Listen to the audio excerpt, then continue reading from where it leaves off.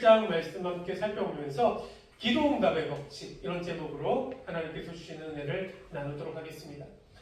저희들이 신앙생활하는 가운데 좀 받아들이기 힘든 부분 가운데 하나가 어떤 일이 생겨서 하나님께 기도를 열심히 합니다. 열심히 기도를 드렸는데 내가 원하는 것처럼 이루어지지 않는 것입니다. 그래서 하나님께 간절히 기도했는데 이런 결과가 나와서 좀 실망스럽습니다. 하나님 좀 섭섭하네요. 하나님 이건 좀 너무하지 않습니까? 이러한 고백을 하나님께 하셨던 경험 여러분들에게도 있으리라 생각합니다. 혹은 이러한 고백을 하나님께 나는 드렸던 적이 없다 할지라도 살아가는 가운데 이와 비슷한 감정들, 이와 비슷한 마음들이 들었던 경험은 한 번쯤은 있을 것이라 생각합니다. 자, 오늘 저희들이 함께 봉독한 민수기 27장에는 두 가지의 이야기가 소개되고 있습니다. 첫 번째 이야기는 27장 1절에서 11절까지 나오는 이야기로 슬로보아 딸들의 탄원 이야기예요. 아버지의 유산 상속에 대한 탄원으로서 딸들인 자신들에게도 아버지의 기업, 아버지의 유산을 상속해달라는 이야기였습니다. 자, 이것은 여성의 사회생활이 엄격하게 통제된 그 당시 사회생활 가운데서, 지금 아닙니다. 그 당시 사회예요. 가부장적 문화권 시대에서는 너무도 파격적이며 진보적인 제안이었고 요청이었던 것이죠. 당시 사회의 분위기나 문화 속에서는 아버지의 기업, 아버지의 유산을 상속해달라는 이 슬로보아 딸들의 탄원은 분명 무리한 요구였을 것입니다. 그런데 놀랍게도 하나님께서는 이 딸들의 손을 들어주셨다는 것을 말씀을 통해 살펴볼 수 있으실 것입니다. 이것은 전적인 하나님의 은혜였습니다. 사회적으로 억눌리고 연약하고 약한 자를 배려하시고 먼저 돌보시는 하나님의 한량 없으신 은혜였던 것이죠. 자, 이처럼 27장에서 나오는 첫 번째 이야기가 하나님께서 베푸르신 은혜로 이렇게 풀리게 된 이야기, 상속에 관한 이야기였다고 한다면, 두 번째 이야기는 인간적인 관점에서 볼 때는 굉장히 섭섭한 이야기일 수 있는 모세의 죽음과 이로 인한 지도자 승계에 대한 이야기가 나오고 있습니다. 민수기 26장을 통해서 이스라엘 공동체가 두 번째 인구조사를 통해 재편되고, 또한 그들은 그토록 바라던 약속의 땅 가나안 정착을 위한 마지막 준비를 하고 있음을 볼 수 있었습니다. 이때 하나님께서는 모세에게 여리고 맞은편 모압 땅에 있는 아바림 산에 올라가게 하셔서 그곳에서 이스라엘 자손에게 약속하신 그 가나안 땅을 바라보게 하십니다. 자, 그런데 이곳에서 모세 본인의 입장에서 생각해 볼 때는 굉장히 충격적인 말씀을 하나님께로부터 듣게 되죠.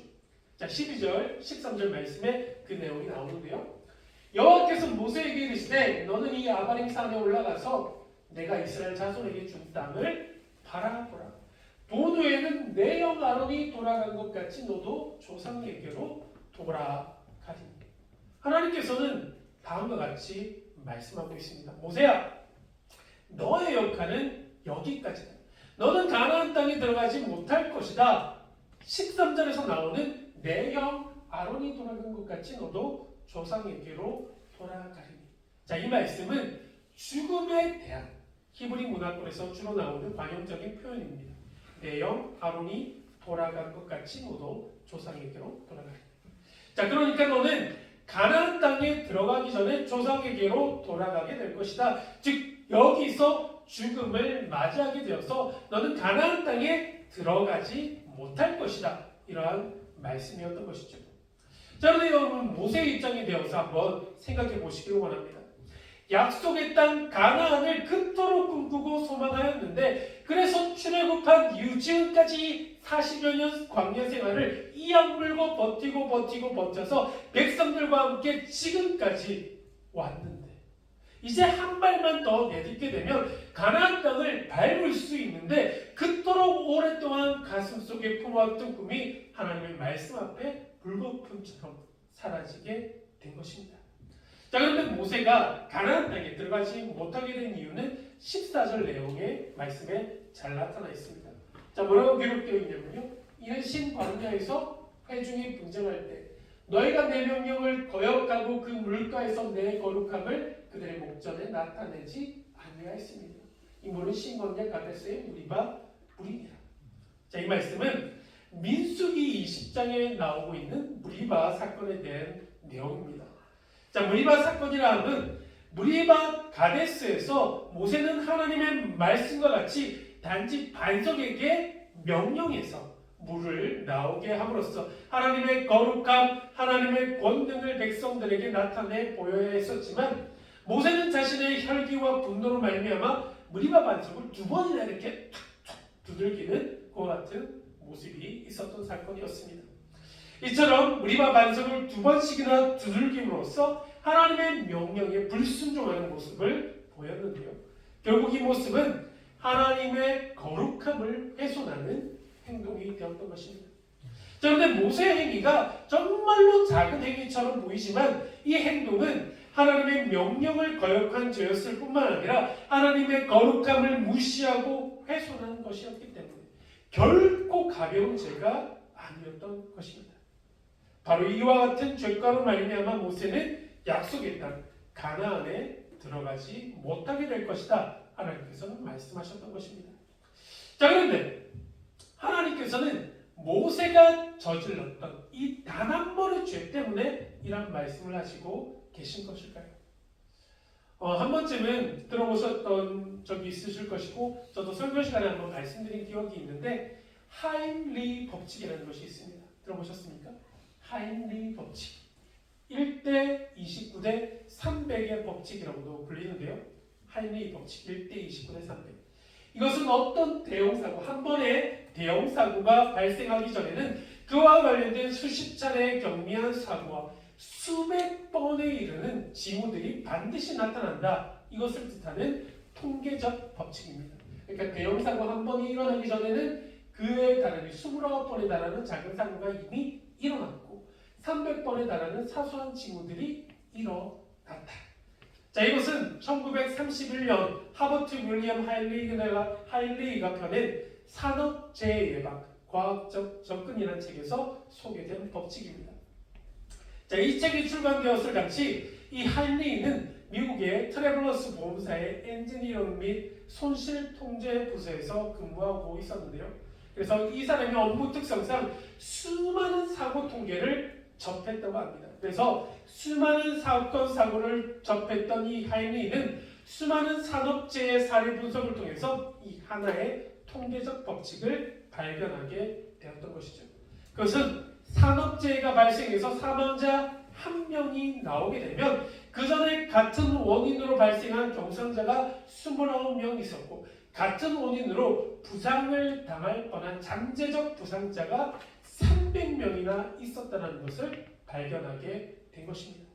그래서 하일리 법칙은 1대 29대 300으로도 불리고 있는데요.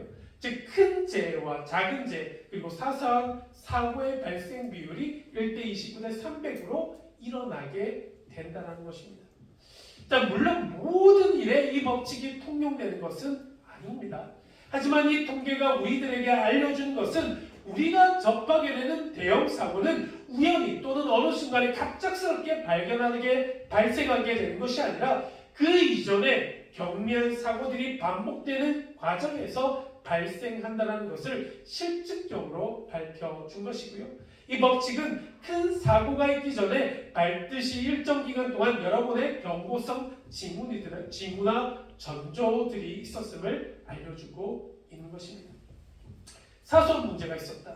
사소한 문제가 있을 때 이를 면밀히 살펴보아서 그 원인을 파악하고 잘못된 점을 시정하면 대형 사고나 인명피해, 안타까운 인명피해를 막을 수 있을 것이지만 여러 징후들이 있었음에도 불구하고 이를 무시하고 방치하게 되면 돌이킬 수 없는 대형 사고로 번질 수 있다. 이것을 경고한 것이죠. 우리가 소 잃고 외양간 고친다 속담 많이들 알고 있습니다. 이 속담을 이 법칙에 넣어본다면 소 한 마리를 잃었을 때 외양간을 고치면 잃어버린 소 한 마리 외에 다른 소들을 지킬 수 있겠지만 소 한 마리를 잃고도 외양간을 고치지 않는다면 남은 소들마저 다 지킬 수 없게 된다. 이 이야기인 것입니다. 자, 성경을 보시게 되면 이스라엘의 초대왕 사울은 블레셋과의 전쟁에서 사무엘이 올 때까지 기다리지 못하고 본인이 직접 제사를 올려드리는 죄를 범하는 장면이 나오고 있습니다. 사울이 범한 이 죄에 대한 하나님의 벌은 무엇이었습니까?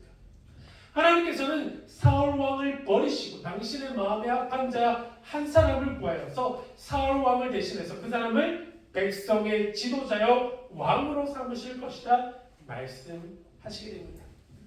자, 우리들이 이 장면을 보면서 사울이 범했던 단 한 번의 잘못으로 이러시는 건 너무한 건 아닌가 이런 생각이 들 수도 있을 것입니다. 그런데 사울이 범한 불순종과 불신앙이라는 죄는 이때 그냥 딱 한 번 일어났던 것이 아니라 그 전부터 계속해서 저질렀던 죄들과 하나님 앞에서 불순종하고 교만했던 그의 속마음이 이 사건을 통해서 수면 위로 드러난 것 뿐이었습니다.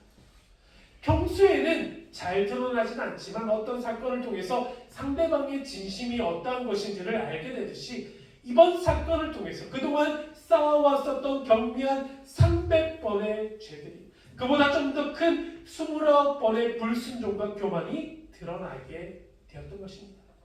자, 이것은 물론 모세라고 해서 별반 다를 것은 없었을 것 같습니다. 하나님께서 택하신 백성들의 지도자인 모세라 할지라도 하나님 보시기에 합당하지 않을 수 있는 수없이 많은 죄들을 지어왔을 것이고 오늘 본문에서 말씀하고 있는 이 무리바 사건이 결정적인 장면 1대 29대 300의 1의 사건이 되었던 것입니다. 자, 그렇지만 모세 입장에서 또 모세 입장이 되어서 생각해 보자면 이런 하나님의 말씀을 들었을 때 과연 그의 심정은 어떠했겠습니까? 눈앞에 자신의 눈앞에 보이는 강만 건너가면 가나안 땅으로 들어갈 수 있는데 하나님께서 이제 이 산에서 내려다 보이는 저 가나안 땅에 들어가지 못할 것이다 말씀하셨을 때 얼마나 서운하고 안타깝고 답답한 마음이 들었겠습니까? 그런데 모세 본문에서는 모세가 그저 담담하게 하나님의 이 명령에 순종하는 모습만을 기록하고 있습니다. 그렇지만 실제로 모세는 이 장면에서 몹시 탄식하고 있음을 보게 되는데요. 자, 신명기 3장 23절 이하 말씀에는 이와 같은 모세의 심정에 대해서 다음과 같이 기록하고 있습니다. 3장 23절에서 27절까지 말씀 세번역 성경이라는 버전으로 좀 이렇게 읽어드립니다. 주 하나님, 주께서는 주님의 크심과 권능을 종에게 나타내 보이셨습니다. 하늘과 땅 사이에 어떤 신이 주님께서 권능으로 하신 것 같은 일을 할 수 있겠습니까? 부디 저를 건너가게 하여 주십시오. 그래서 요단 저쪽 아름다운 땅과 아름다운 산과 레바논을 보게 하여 주십시오. 그러나 주님께서는 당신들 때문에 나에게 진노하셔서 나의 간구를 들어주지 않으셨습니다. 주님께서는 나에게 말씀하셨습니다. 이것으로 내게 족하니 이 일 때문에 더 이상 나에게 말하지 마라. 너는 이 요단강을 건너가지 못할 것이다. 지금 이 장면에서 우리는 모세의 절박함을 느낄 수 있는 것 같습니다. 하나님, 제발 건너가게만 해주십시오. 제발 한 번만이라도 그토록 바라고 소망하던 저 약속의 땅을 제발 저의 발로 밟게 해주십시오. 단 한 번만이라도 그렇게 해주십시오. 이렇게 모세는 하나님께 간절히 부르짖으며 탄식하고 있습니다. 그렇지만 하나님은 너무도 단호하시죠. 안 된다. 너의 역할은 여기까지다. 이것으로 족하다. 더 이상 이 일로 말하지 말아라. 하나님께서는 단호하게, 어찌 보자면 너무도 냉정하게 말씀하고 계십니다. 27장에서 나오고 있는 첫 번째 사건, 슬로브와 딸들에게는 하나님께서 어떠한 모습을 보여주셨습니까? 슬로브와 딸들의 과한, 어떻게 보자면 무리해 보이기까지 하는 이 탄원에는 은혜로 하나님께서 응답하여 주시지 않으셨습니까? 그러나 하나님께서는 모세의 탄원에는 단호하게 안 된다. 더 이상 나에게 말하지 말아라. 너무도 냉정하게 고개를 저으시고 계십니다. 제가 가진 너무도 작디 작은 생각으로는 모세의 요구가 그렇게 과한 요구라 생각되지 않고 충분히 들어줘도 될 만한 요청이라 생각되는데 말입니다. 더군다나 지금 이 요청을 한 사람은 40여 년 세월 동안 하나님만을 쫓아서 광야의 길을 백성들과 헤쳐나온 지도자 모세였는데 말이죠. 우리가 신앙생활을 하면서 느낄 수 있는 하나님에 대한 실망과 섭섭함이 바로 이 부분에서 올 수 있습니다. 어떤 때에는 하나님께서 크신 은혜와 긍휼로 나의 기도에 응답해 주셨는데 왜 지금은 하나님께서 이처럼 침묵하고 계시는가? 왜 하나님께서는 이토록 냉정하게 나의 절실한 사정을 몰라주시며 간절한 부르짖음을 외면하고 계시는 것일까? 왜 나의 하나님이 이토록 멀게만 느껴지는 것일까? 하지만 우리가 이러한 생각이 들 때 잊지 않고 기억해야 하는 것이 있습니다. 이것이 오늘 말씀의 주제인 기도응답을 위한 첫 번째 법칙입니다. 기도응답을 위한 첫 번째 법칙. 기도응답을 받기 위해서 우리가 반드시 기억해야 하는 것은 기도응답. 이것은 전적으로 하나님의 영역이라는 것을 믿어야 한다는 겁니다. 기도응답. 이것은 전적으로 하나님의 영역이다. 하나님의 나의 기도에 응답하셔서 은혜를 베풀어 주시는 분도 나의 하나님이시요 지금 나의 간절한 부르짖음에도 불구하고 침묵하고 계시는 분 역시 나의 하나님이시라는 사실입니다. 내 기도의 정성과 열심이 커서 하나님의 응답을 받은 것이 아니고 내 기도의 정성이 부족하고 내 지은 죄가 커서 응답을 받지 못함도 아니라는 겁니다. 우리가 살아가는 모든 순간순간 우리가 누리고 있는 이 모든 것, 응답하신 기도, 거절하신 기도, 이 모든 것들이 하나님의 은혜임을 믿으시는 저와 여러분 되셨으면 좋겠습니다.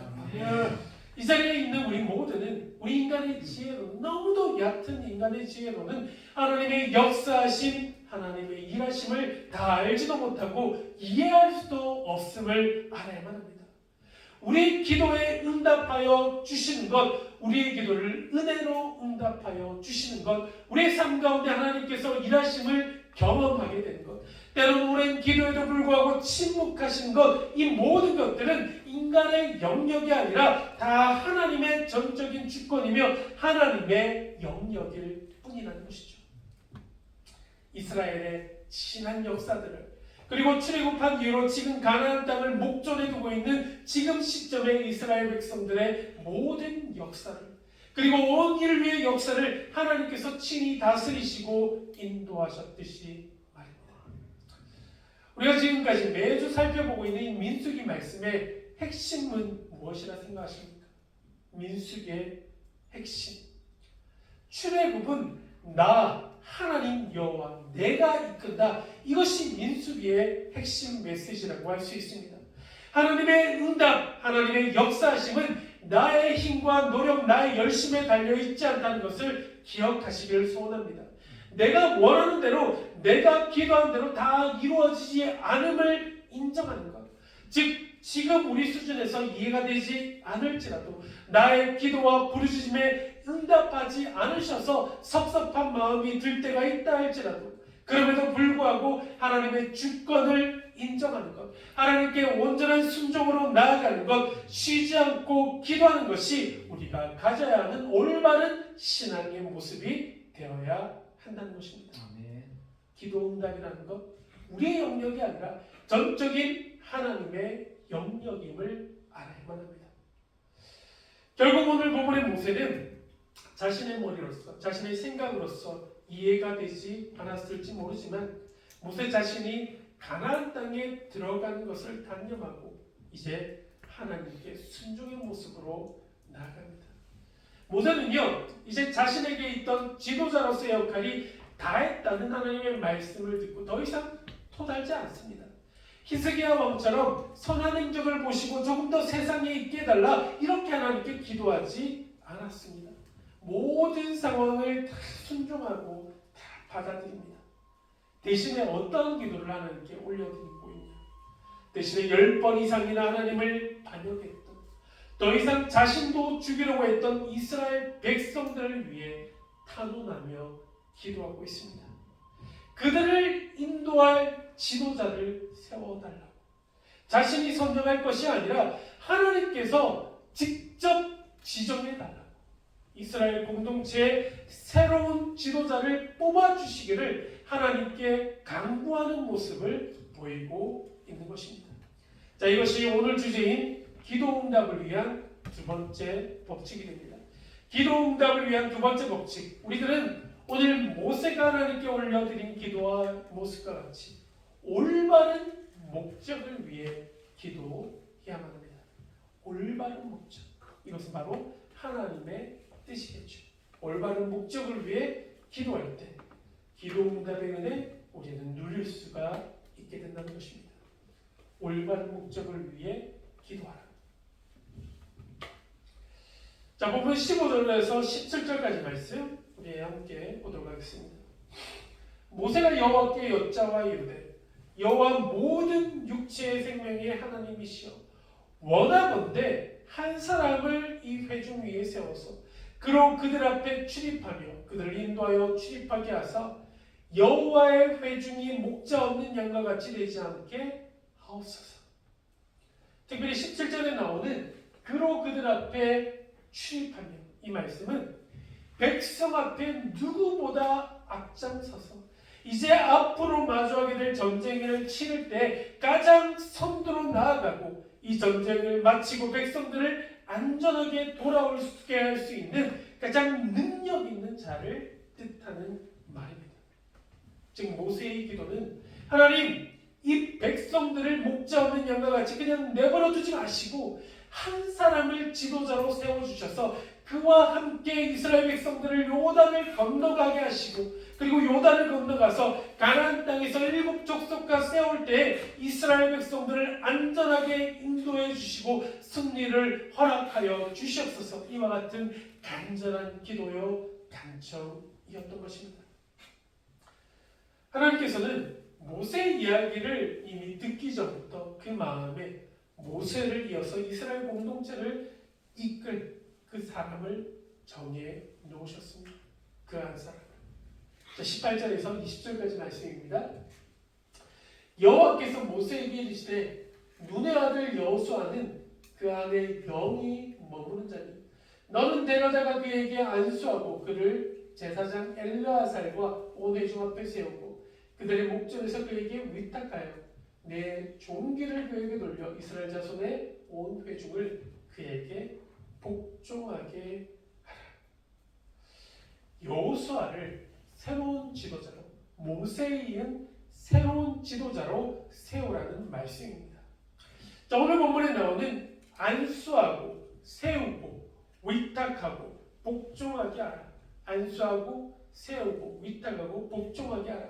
이 말씀은 이제 너에게 백성들이 복종하는 것, 너가 백성들로부터 존귀 여김을 받는 이 모든 것들 이제는 여호수아에게 위임할 것을 말씀하고 있는 것입니다. 자, 그런데 그 중에 하나님께서 여호수아를 세우라고 하는 기준, 유일한 기준이 나옵니다. 이 기준은 18절 말씀이 나오고 있는데요. 어떤 기준입니까? 눈의 아들 여호수아는 그 안에 영이 머무는 자, 바로 이것임을 알 수 있습니다. 하나님께서 여호수아를 지도자로, 리더로 세우신 이유는 너무도 분명했습니다. 여호수아 그 심령 안에는 하나님의 영이 머물렀다. 하나님의 영으로, 성령으로 충만했기 때문이라는 겁니다. 하나님의 영이 가득하고 충만한 자를 하나님께서는 택하셔서 세우신다는 것을 알 수 있는 말씀이죠. 자, 이것이 바로 오늘 말씀의 주제인 기도응답의 세 번째 법칙과 연결이 됩니다. 기도응답의 세 번째 법칙, 하나님의 영으로 충만해야 한다. 성령의 충만함을 통해 기도해야 한다. 성령의 충만함을 통해 기도하게 된다면 우리는 기도응답의 은혜를 누릴 수가 있게 된다는 것입니다. 하나님께 무릎 꿇고 간절히 기도하는 기도의 사람, 그리하여 하나님의 구원의 역사를 멈추지 않고 그러게 하는 사람은 하나님의 영으로 충만해야 합니다. 하나님의 일은요, 사람의 힘과 사람의 능력, 사람의 열심으로 하는 것이 아닙니다. 하나님 오직 하나님의 능력으로 하는 것임을 믿으시길 원합니다. 하나님의 능력을 우리가 힘입기 위해서는 하나님의 영을 사모해야 하고 하나님의 영으로 성령으로 충만해야지 우리가 올려드리는 기도 역시 능력을 가지게 된다는 것을 기억하셨으면 좋겠습니다. 하나님께서는 모든 크리스천들에게는 물론이고 오늘 이 자리에서 예배드리고 있는 우리 모두에게 동일하게 말씀하시고 계십니다. 하나님의 영을 사모하라, 성령으로 충만하라 말씀하십니다. 하나님의 영으로 충만했던 자를 하나님께서 리더로 사용하셨다는 것을 기억하라고 말씀하십니다. 그래야 날마다 우리도 성령으로 충만함으로 살아가기를, 성령 충만함으로 기도하시는 모든 성도님들 되시기를 주님의 이름으로 축복합니다. 하나님의 영이 우리 가운데 머물 때, 성령 충만함으로 맡겨주신 사역들 감당할 때, 그럴 때 우리는 하나님의 구원의 역사를 흐르게 하는 귀한 그릇이 되어 하나님을 기쁘시게 할 수 있게 될 것입니다. 이제 가나안 땅을 앞에 두고 모세의 시대는 끝이 납니다. 모세의 시대는 끝이 나고 새로운 인물 여호수아와 함께하는 새 시대가 열리려 하고 있습니다. 이는 단지 새술은 새 부대에 담기 위함이 아니라 하나님께서 약속하신 땅인 가나안에 입성하는 것은 비단 그 사람이 백성들의 지도자였던 모세였다 할지라도 누구 한 사람의 힘이나 능력, 열심에 기인된 것이 아님을 보여주고자 하셨던 것입니다. 이는 오직 하나님의 주권적인 은혜요, 하나님께서 주시는 선물이다, 이것을 보여주시기 위한 것입니다. 다시 말하자면 약속의 땅 가나안 땅으로 들어가는 것은 지금까지 백성들의 지도자로 헌신했던 모세 이스라엘이 이루어낸 쾌거가 아니라 오직 하나님만으로 가능한 은혜요 영광이라는 것입니다. 이것이 오늘 우리에게 주는 귀한 메시지죠. 우리는 우리의 소망과 바람을 쫓아 살아가며 우리의 기도가 이루어지지 않을 때에는 실망하며 때때로 지금까지 너무도 힘들게 쌓아왔던 신앙까지도 흔들릴 때가 있었습니다. 하나님께서 모세에게 말씀하신 것과 같이 우리들에게도 분명 여기까지다라고 말씀하시는데, 하나님은 이것이라고 하시는데 우리는 하나님의 뜻에 반해서 거기까지 아닙니까? 저건 아닙니까? 이렇게 말하기 일쑤였던 것입니다. 그러나 기억하셨으면 좋겠어요. 이런 나 중심적인 신앙의 모습 모두 다 내려놓고 오직 하나님만을 바라보는 것이 참된 신앙입니다. 여기까지라고 말씀하시는 하나님 말씀 앞에 나 자신을 굴복시키고 순종하는 것이 참된 신앙입니다. 하나님을 아는 자는, 그 말씀의 위엄과 권위를 믿는 자는, 하나님을 진정으로 믿고 있는 자는 하나님의 그 크신 계획 앞에 온전한 순종으로 나아갈 수밖에 없는 것이죠. 오늘 하루 하나님의 주권을 인정하며 성령의 충만함, 성령의 능력을 힘입어 하나님께 기도하실 때 풍성한 기도응답의 축복 누리시는 사랑하는 모든 성도님들 되시기를 우리 주님의 이름을 간절히 축복하며 축원드립니다. 아멘. 하나님, 오늘 말씀을 통해 지난날의 우리들의 모습을 돌아보니 하나님께 올려드렸던 기도가 내 뜻대로 내 생각대로 이루어지지 않았을 때 우리 역시 하나님께 원망하며 불평하며 때때로 실망했던 적이 있었음을 고백하게 됩니다. 오늘 말씀을 통해 다시 한번 결단하는 것은 기도응답은 전적으로 하나님의 영역임을 다시금 기억하게 하여 주시옵소서.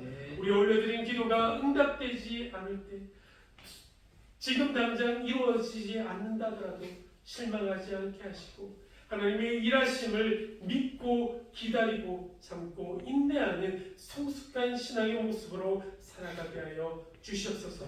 또한 성령의 충만함을 통해 기도하게 하시고 모든 사역을 성령의 충만함을 통해 이루어갈 수 있는 우리 모두 되게 하여 주시옵소서. 이제 우리 주 예수 그리스도의 은혜와 하나님 아버지의 극진하신 사랑하심과 성령님의 감화감동 교통하심의 은혜가 이제는 올바른 목적을 위해 기도하며 성령 충만함을 통해 기도해야 하므로 하나님의 뜻을 이루어 나가길 소원하는 이 자리에 머리 숙인 사랑하는 모든 성도님들의 삶과 삶의 자리 가운데 지금부터 영원까지 함께하여 주시기를 우리 주 예수 그리스도를 받들어 간절히 축원드리옵나이다. 아멘.